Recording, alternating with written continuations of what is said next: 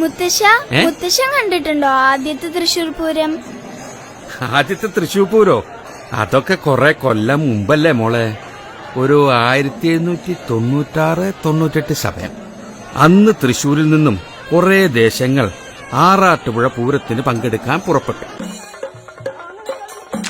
പക്ഷേ ആരും ഒട്ടും പ്രതീക്ഷിക്കാത്ത നേരത്ത് ഒരു ഭയങ്കര മഴ.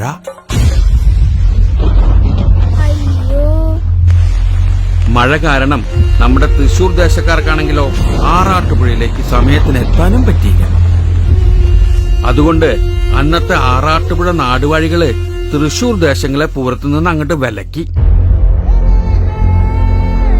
ഒരുപാട് ആശിച്ചു പോയ പൂരത്തിന് പങ്കെടുക്കാൻ പറ്റാത്ത വിഷമം തൃശ്ശൂർക്കാർ ഓടി വന്ന് പറഞ്ഞത് അന്നത്തെ കൊച്ചി രാജാവായിരുന്ന രാമവർമ്മ കുഞ്ഞിപ്പിള്ള തമ്പുരാനോടായിരുന്നു.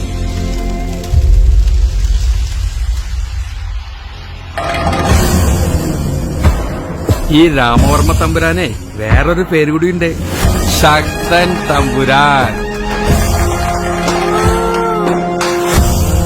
ദേശക്കാരുടെ സങ്കടം കേട്ടിട്ട് തമ്പുരാൻ പറഞ്ഞു, സങ്കടപ്പെടാണ്ടിരിക്കുക, പൂരം ഇനി നമ്മൾ നടത്തും. ഈ ലോകം മുഴുവൻ പൂരം കാണാൻ ഇനി നമ്മുടെ മണ്ണിൽ വരും.